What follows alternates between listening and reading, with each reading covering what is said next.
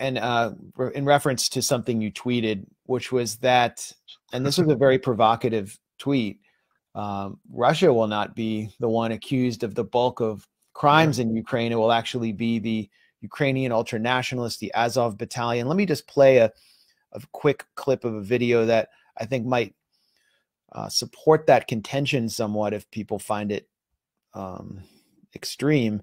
And this is, well, we should get the sound on here. Terminator. This is the theme of the Terminator 2, one of my favorite themes, by the way. The Azov Battalion, and then you see as we pan left, they're holding civilians hostage in, I believe, Mariupol, while basically tormenting them with this. Let's watch it again, just to the full effect of the terror. And this is, I mean, this is so chilling to watch. So yeah, I mean, there's so many videos going around now of average Ukrainians. Well, I don't exactly know who they are. They're being strung up to poles with like saran wrap, like packing wrap, and they're being tortured. They're having their pants lowered and having their genitals and butts like hit with rods by the street patrols of Azov and other vigilantes. So the reality of despotic state rife with extremism is really coming to the surface now. Of course, Western media isn't reporting it, but nobody cares what they say anymore. How much power do they have? And is the US going to be able to put this monster back in the box after we saw what it did in Syria, where it really was up to Russia? And I guess the US kind of outsourced it to the Kurds, the so-called democratic forces, to dispose of ISIS. But what's going to happen here with these characters? I know the battle's still raging for Mariupol, which is being quote unquote defended by Azov. What's going to happen is they're all going to die. I mean, or be captured and put on trial. Denazification means denazification. And the Russians aren't playing games here. This is real. This is as real as it gets. And this is something that Russia's dead serious about. If you listen to their statements, it's not, it's the Ukrainian army. You're welcome to drop your weapons, come to us, be surrendered, and all that kind of stuff. The Nazis are going to be liquidated. And my understanding of the Russian term liquidated generally means something similar to what it sounds like. No, this is brutal. This is real. This isn't games. This isn't the West promising something and failing to deliver. This is a stated military objective of the Russian campaign. A Russian campaign, by the way, which has cost the Russian army thousands of lives. Thousands of lives. I'm not saying 10,000. I'm not giving the big number, but it's over 1,000. And you don't pay that blood price just to walk away from a problem of this nature. Russia is committed. They're going to finish this. This war will not end until Ukraine has been denazified. And that means not only killing all these people, but eliminating the political parties and the political processes that empowered them, and getting changes in Ukrainian legislation and Ukrainian constitution that forever ban this hateful ideology from rearing its head. People say, well, come on, man, only 2% of the electorate. How much power can they have? Enough power to intimidate Parliament into voting for a Stepan Bandera day. This isn't about winning elections. This is about bringing political terror into the mix at a time and place that achieves the objectives you want. When you tell the president of Ukraine, and I'm not talking about one president, I'm talking about two, Poroshenko, then Zelensky, that if they do anything that goes against what the Azov group, what the ultra-right-wing nationalists want, that you will be killed. You'll be hung, hanging from the streets in Kiev. These guys are a real problem. They've infiltrated every aspect of the military. They're in the general staff. They're in the presidential staff. They're in the secret police. They're in the police. They run everything. They may not be the number one guy, but they are sometimes the number 2 guy, 3 guy, 4 guy. But even if they're number 4 guy, they're the number 1 guy because they have the ability to go to the number 1 guy and say, your family will be dead tonight unless you do what I want you to do. I mean, it's political terror, and that's what these guys do. Yeah, you actually saw Vadim Troyan of Right Sector, a neo-Nazi brigade, be appointed basically an advisor to the police commissioner of Kiev. The interior minister who left last year, Arsen Avakov, had incorporated the National Guard, the National Corps, the civilian wing or the political wing of Azov, into the municipality of Kiev, and they simultaneously used the neo-Nazi C-14, just open neo-Nazis, to commit pogroms against Roma people who were living by the train station, sort of a cleanup campaign in the view of the Kiev City Council. So these are state-backed forces, and what you foresee in a denazification campaign is trials and a kind of like Nuremberg commission overseen by Russia. I see that happening. The Russians have promised that. They've talked about military courts martials. So this will be done under military auspices, and they will try these people. And the beauty of a military court martial is the death penalty is a reality. Look, I don't mean to be too, I'm as humane as the next person. I don't want people to suffer, but I'm sorry. There's a couple ideologies that I don't feel sorry for when bad things happen to them. And one is Islamic fundamentalists like ISIS, Al Qaeda, and the other one is Nazis, such as what we're seeing here. Hate-filled ideologies that stand for nothing good. And with the thing about Nazi, I mean ISIS. And Al Qaeda, we can talk about 9/11, but most of their harm after 9/11 was done to fellow Muslims. And so, it's hard as an American for me to say, to have, I mean, not hard, I have empathy, but, it's a stretch. I have to actually try because I worked in the Middle East, lived in the Middle East. I can empathize with the Middle East. But for the average American, it's difficult to transport yourself into Baghdad or Damascus or the Idlib countryside. But, we fought World War II. We fought the Nazis. My uncle fought the Nazis. And Americans died fighting the Nazis. And here they are in Central Europe, parading around, parading around with the backing of the United States. The same military that defeated the Nazis in Germany in World War II is now training the Nazis in Ukraine to go and kill Russians whose fathers were our allies in the fight against them. The perversion of what's happening here is mind-boggling. And the fact that people don't see it, the fact that you can get a Jewish rabbi in Kiev to get on TV and condemn the Russians for attacking a TV station and calling that the desecration of the Babi Yar site, while not recognizing that the people the Russians are fighting are the descendants of the trigger pullers who actually killed the 30,000 Jews at Babi Yar. And that the road to Babi Yar, Scott, was named for Stepan Bandera, the commander of those pogroms, under their watch. I don't get it. I just don't get it. And the site itself was not actually damaged, contrary. It wasn't. No, that was a lie too. Yeah. I mean, everything they say is a lie. But the fact that, I mean, this should get Americans outraged. This should, because this isn't, ISIS cutting off heads in Raqqa. I mean, you can watch that video and go, oh my God, that's terrible.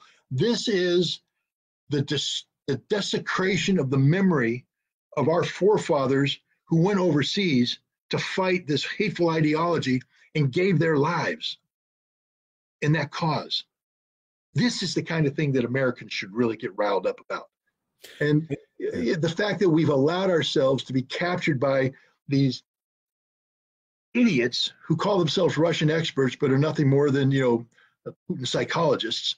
And we can't see it. Since you mentioned your experience as a weapons inspector, I want to ask you to draw on that to talk about the role of the U.S. dismantling of arms control treaties in this crisis. One of those treaties you helped implement as an inspector, helping to basically put in force the INF Treaty, a Cold War pact reached between Reagan and Gorbachev that eliminated an entire class of missiles. And you were on the ground enforcing that treaty, and Trump killed it. The U.S. ignored Russian demands to extend it, preserve parts of it, as did NATO. And moving beyond Ukraine a little bit, I'm wondering what role has the dismantling of arms control treaties like the INF Treaty under Trump, like the ABM Treaty under Bush, like the Conventional Forces in Europe Treaty under Bush as well, I think, Open Skies Treaty under Trump. What role that has played in Russia's thinking in terms of why it felt the need to invade Ukraine? Well, we'll start with the predicate of the underlying predicate of the invasion was to create a condition that would allow for the redefining of a European security framework between Russia and the West. Now, why would Russia need a European security framework redefined? Because the existing one is viewed by Russia as representing an existential threat, an existing one that has an expansive NATO coming right up to its borders.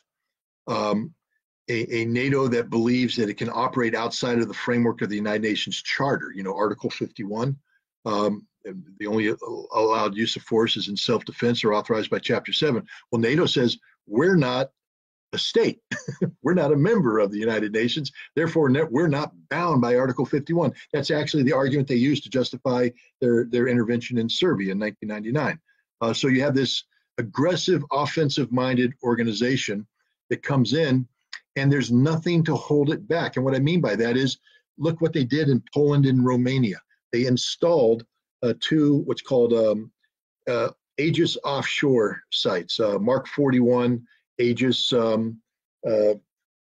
systems, giant phased array radars that fire SM-3 missiles and that have been adapted for a anti-ballistic missile role. The problem with the Mark 41 system is it's a canisterized system on a ship that, in addition to the SM-3, also has Tomahawk missiles. And a Tomahawk missile put on the ground becomes an intermediate range missile, which is banned by the Intermediate Range Treaty, the INF Treaty.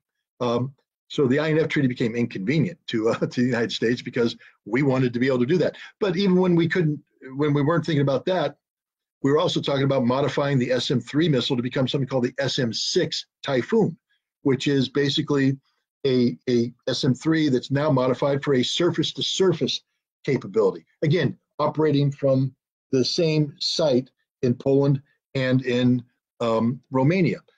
Russia just doesn't like this because you turn those sites into surface-to-surface missile launch sites. You're talking about being able to fire a missile that, if it's a Typhoon, can reach St. Petersburg, Moscow, Soviet or Russian leadership sites within 5 to 7 minutes. Why is that important? Let's back up now in time. When nuclear weapons came into being, the United States and the Soviet Union got into an arms race. It was basically, the U.S. looked at Russian missiles, said, well, we need to get our missile, the Minuteman, solid rocket launch. Boom. The Russians, well, oh my God, the Minuteman can now take out this. So we have to build our own missiles with multiple warheads that can take out the Minuteman sites. And it just got out of control where we were building missile system after missile system. So the minds that be said, okay, why don't we agree on a concept called mutually assured destruction? That is, we both agree that we can kill each other. Therefore, it makes no sense for either one of us to attack. Then what we do is we put in place a ballistic missile, anti-ballistic missile treaty. Why? Because if we agree that we can kill each other, why build defenses? The whole purpose of mutually assured destruction is to agree that we can kill each other. And if you build a defense, all that creates is the need to destroy that defense with more weapons. So the ABM Treaty is one of the cornerstones of nuclear security. It allows this situation to exist where neither side will use nuclear weapons because it means the automatic termination of life for everybody involved. And that worked until we got involved with what's called intermediate nuclear forces, these medium-range missiles. What happened with those is that the Russians were feeling a little out of place they needed a new weapon system to replace the 1950s era, the ones that were sent to Cuba, by the way, the SS-4, SS-5. So the Russians built something called the SS-20, which is a mobile missile with 3 warheads that basically allowed Russia to take out all of Europe in a heartbeat.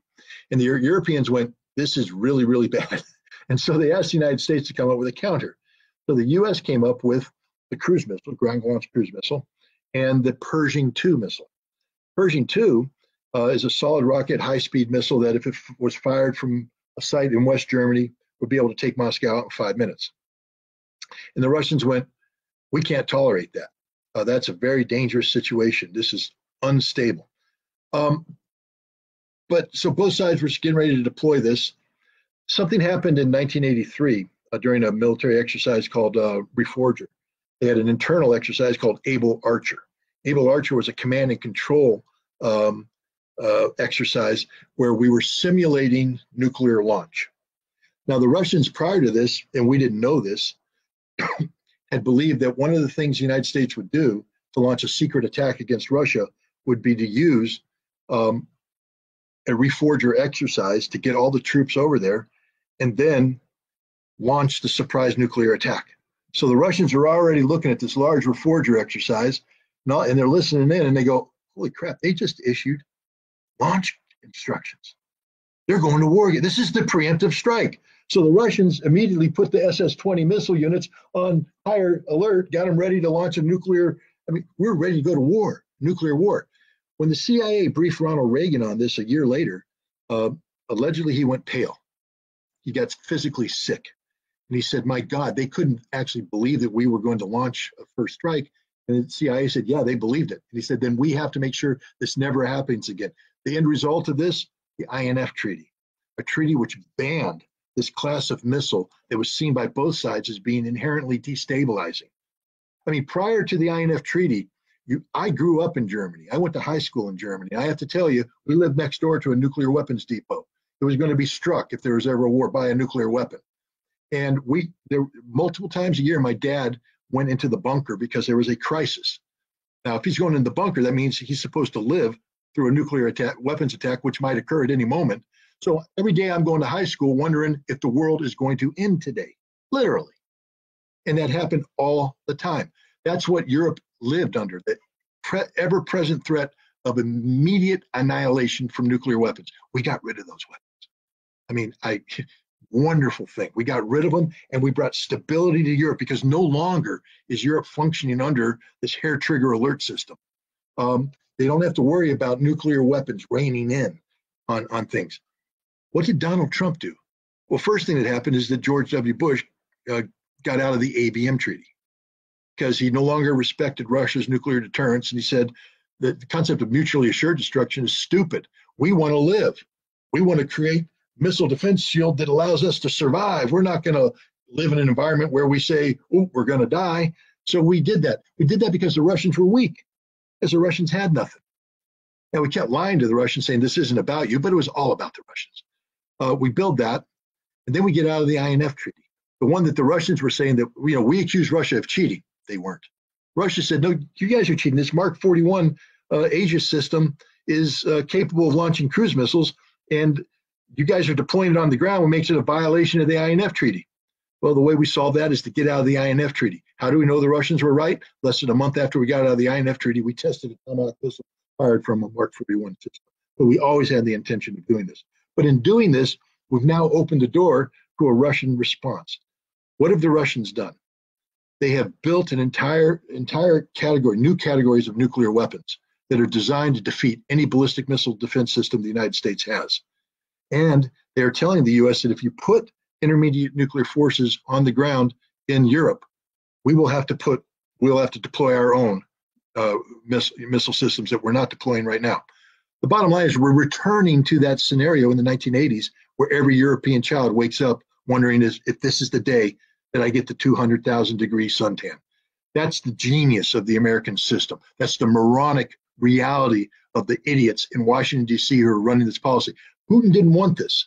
How do we know? Because he said over and over again, I didn't want this. In 2018, he gave a speech where he announced these weapons. He said, I've been telling you the whole time, don't do this. This is bad. we don't want to do this, but we have to. We have no choice. He said, you didn't listen to me then. Are you listening now? And we are listening now because it's a reality. But what are we doing about it? At a time when we should be trying to restart the INF Treaty, instead we're getting ready to deploy something called the Dark Eagle, which is a hypersonic missile system that's going to go into Germany this year. We reactivated the same artillery brigade that operated the Pershing 2 missile during the INF Treaty that was done away with. We brought it back to life. It's in Germany right now, preparing to receive Dark Eagle. And when we receive the Dark Eagle, the Russians are going to unveil whatever they have. And now, under normal circumstances, you say, well, that's pretty bad. But normally you'd say, well, there's little chance of a misunderstanding, right? Well, what do we got going on in Ukraine right now? One giant scenario for misunderstanding. Yep. And so we are creating the conditions for the demise of the world. That's why arms control is so important. And I'll just ask everyone, I just want to comment, just compare the picture, the story that Scott just laid out with what we hear in the media, when none of this is ever discussed, is off the table. So the INF Treaty, for example, when Trump pulled out of it, it got some headlines, but it disappeared after a few days because it wasn't nearly as important as Russiagate, paranoia, and claiming that Trump was a Russian agent. While meanwhile, he was dismantling an arms control treaty that helps prevent a nuclear holocaust, essentially. But political imperatives were more important than preventing a nuclear holocaust. And now we're seeing one consequence of this war in Ukraine. Well, now Russia. One thing I'll just say for Russia, real quick, is part of this new European security framework is arms control. They want the ABM treaty back. They want these anti-ballistic missile systems out. They want the INF treaty back. When they get rid of Dark Eagle and all that stuff, they want the conventional forces in Europe treaty back. Because the important thing about that is that you don't have two armies facing off against each other right across a border. With CFE, you actually define a buffer zone and you pull the bulk of the offensive forces back to that buffer zone. So you're going to need the CFE, and then you're going to need open skies so that you can create the confidence that nobody's cheating. So that everybody says satellites. Satellites are wonderful, but what's even better? Having an airplane with an American and a Russian sitting right next to each other, working in a cooperative fashion to make sure that everybody's complying with what they're supposed to comply. The human factor is so critical here. When we talk about, I think we talked earlier about the RAND study and the number one bait. How do you bait Ukraine? I mean, how do you get Russia to be so enraged about what's going on? And the one way to do that is to create. Let's back this up. When Putin is famously quoted, I say misquoted, when he says the greatest catastrophe in the last century was the dissolution of the Soviet Union, and everybody stops the quote right there. They say, "See, he wants the Soviet Union back. He misses the Soviet Union." Anybody who says that doesn't know anything about Vladimir Putin. He doesn't like the Soviet Union. He hates the Soviet Union. He recognizes it was a failed system. You have to finish the quote, because overnight, tens of millions of Russians became homeless. Yeah. All those Russians that used to live in the Soviet Union in non-Russian republics who viewed Moscow like everybody else in the Soviet Union did as their touchstone were now homeless. They weren't viewing Moscow. They were viewing Kaunas. They were viewing Kiev. Suddenly, and they were helpless because many of these new republics were taken over by nationalists who had a vendetta against Russians. So he said, that's the tragedy. And my job is to defend the Russian people, not just the ones in my borders, but outside my borders too. Again, you could disagree with that, but I'm just saying that's the accurate representation of what his quote was. So how do you trap a man who believes this? You create a situation where Russians are put in harm's way, i.e. in Lugansk and Donetsk, where they're getting shelled for 8 years straight. And then you make their enemy not the average Ukrainian, but the most hated thing in Russia, the Nazis. Look, I don't know if any of you have ever been to the former Soviet Union, to Russia. Every town has a monument to those who died in the war. Every family lost not one member, but dozens of members. Families were wiped out. Extended families have members.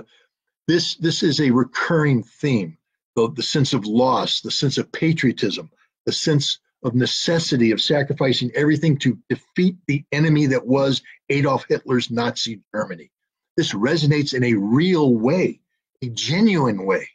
So maybe one that we in the West don't understand. We can make fun of it. Oh, look at those old Russians running around in another Victory Day parade. Oh, look at them. Yeah. So, Scott, I wanted to ask you about, there's an article in Newsweek magazine in which Bill Arkin interviewed an analyst with the Defense Intelligence Agency and also two senior Air Force officers. And everything they say about how Russia has waged this war so far tracks with exactly what you've been saying from the start. So let me just read a couple of quotes. One DI analyst said that the carnage and destruction could be much worse than it is. That's what the facts show.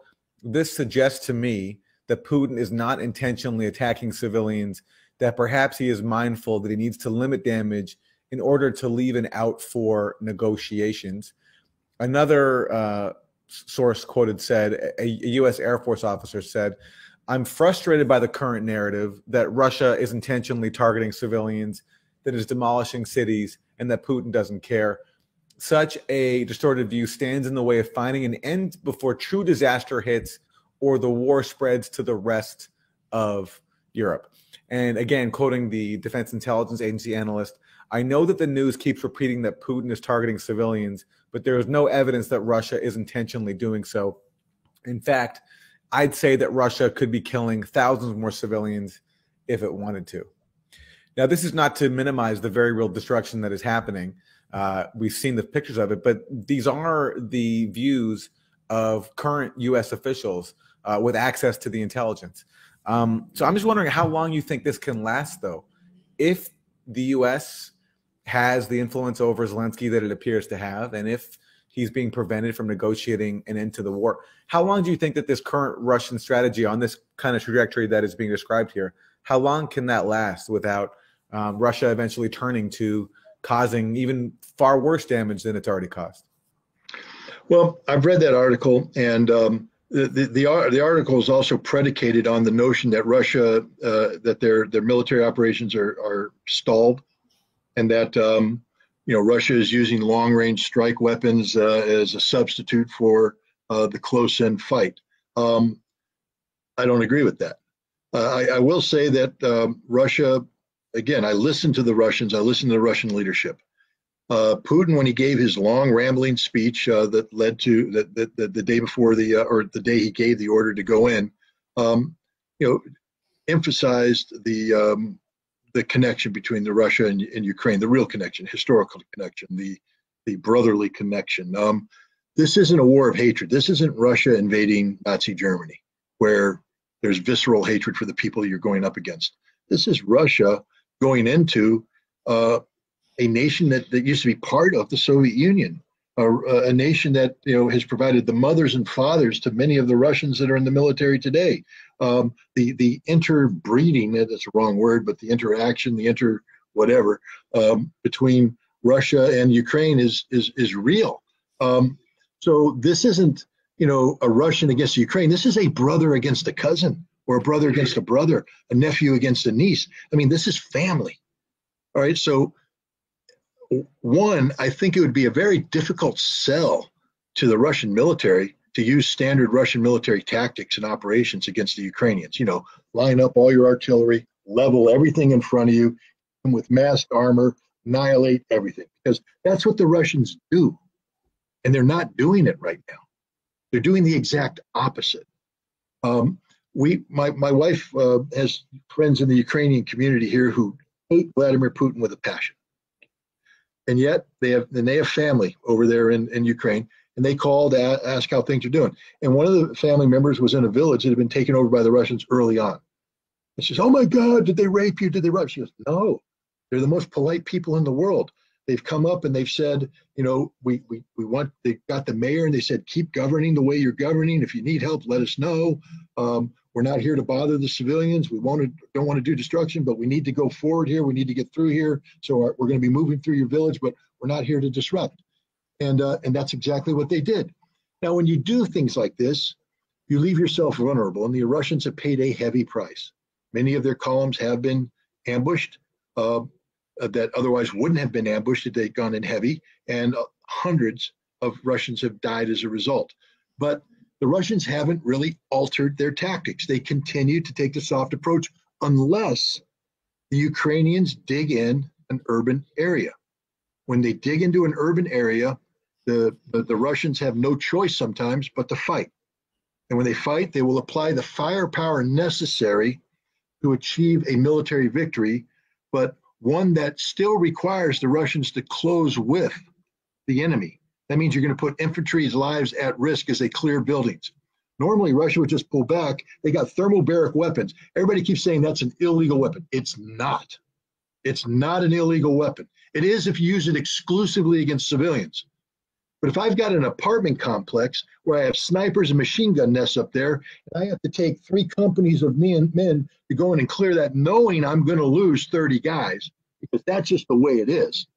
Or I can stand back and hit it with 3 thermobarics and drop the whole thing, kill everybody inside, and keep rolling. The military guy in me says, drop the building.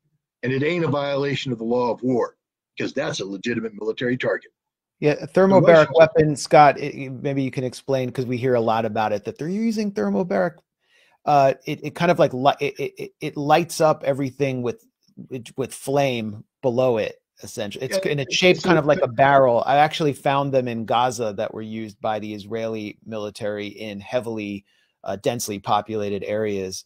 They're just like these huge barrels when they're used. Well, it depends if you can use it as a liquid. That means you come in and you'll spray an area with liquid, and then you have a secondary explosion that goes off that ignites it. And then the resulting overpressure creates a giant fireball with giant overpressure that literally sucks the life out of everything and collapses everything from the overpressure. You can also use, as we do, instead of liquid, you can use this fine powder explosive type thing that you go in, and it turns into a dust. Then you ignite that. It's the same. It's like you've heard about the silos, the grain silos that blow up when you have the dust from the wheat up there, and then a spark hits it. Well, it's a similar concept. But the bottom line is you're creating this instant, massive overpressure that destroys everything. And the Russians have a lot of thermobaric weapons that are designed for tactical use, and they're not using them as they could. The Russians are paying a heavy price to take some of these civilian areas. But the other thing that's important here is the Russians are deliberately avoiding some civilian areas. Everybody keeps going, why aren't they capturing cities and towns? Why would they capture cities and towns? When you come in with 200,000 men, do you really want to take 30,000 men to surround a town and fight house to house? Or do you just bypass the town? So they bypass civilian areas, they maneuver past civilian areas. Their job is to engage the Ukrainian military and destroy it, not to hurt civilians. So the Russians are running a completely different campaign. And it's one, a Russian general gave an interview that most Americans haven't picked up on. But he talked about, you know how we keep saying that you hear in the West, this is a page straight out of the Russian playbook, what they did in Syria. They leveled Aleppo. They leveled everybody. They killed everybody. No, the Russian playbook in Syria is to surround an area and then bring in humanitarian aid and get the fighters to leave and evacuate so that you don't have to fight in the city. They call it the Syrian approach, and the Russians have said it. We've come in more using the Syria tactics than we do using our normal tactics. We've got about 5 minutes. We've got about 5 minutes. Last question to Anya. I had a question, Scott, and this gets back to what you were just talking about with the strategy of surrounding an area. I'm not a military analyst, but I hear people talking a lot about the cauldron that Russia is building around Kiev, and that if we look at the actual maps and the strategy, it's clear that the goal is to encircle Kiev to some degree in order to force a surrender. Is that fair?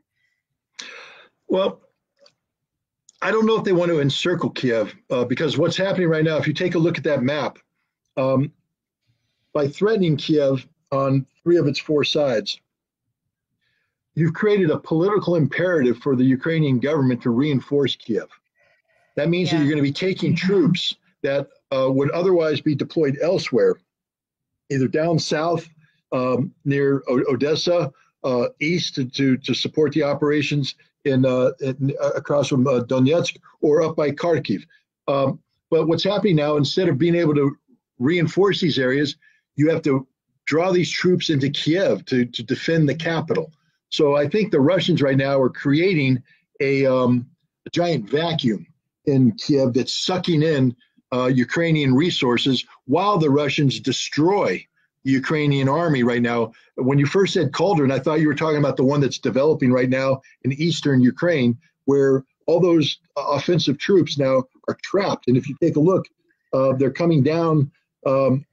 There's an arrow coming down here, an arrow coming up here. The real map should actually show those arrows far more extended. In fact, either today or tomorrow, they should actually meet and trap the Ukrainian army in this cauldron. And so, you know, it's this is the reality of the war.